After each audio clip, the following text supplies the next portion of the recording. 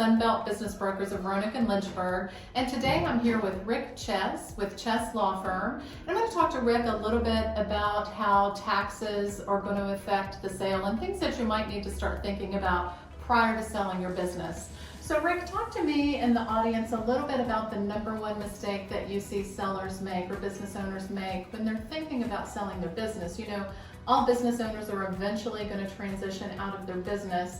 So you see mistakes, maybe you can provide some advice as to what sellers need to start to think about prior to getting their intermediary team in place. They really need to start thinking about with the end in mind, meaning that, you know, once you and Mike may get involved, you know, they've made a decision, they're ready to move forward, but there's stuff 1, 2, 3 years prior that they need to think about to be positioned to be most effective in selling their business.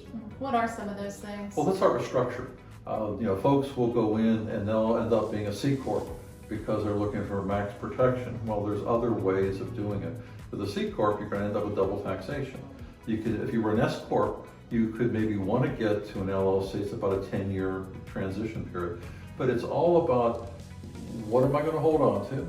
What am I going to pass to the next generation? What am I going to sell to somebody? So you may have a company where you want to put things in different structures, each of which has its own tax appeal based on who ultimately is going to own it. And so when you're thinking about what your business transition is going to look like, should business owners start to engage with a professional like yourself 3 years in advance? Like, is there an ideal amount of time that you need to kind of leverage the runway that a business owner would need to really get things in place to maximize their sale price? Absolutely. About 3 years is the right number. And you're trying to figure out how to price it first. You have to figure out, you know, what the company's worth, what the numbers, and you see all this kind of stuff that, you know, you want to add back, because right now they're throwing it in for tax purposes.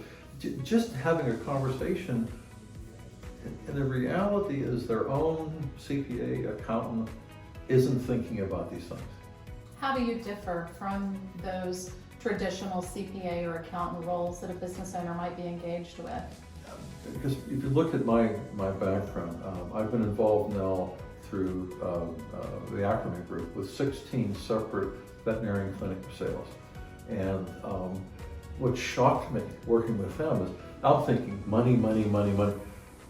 They love animals. They tolerate people. They often had no idea what their numbers were. Yeah.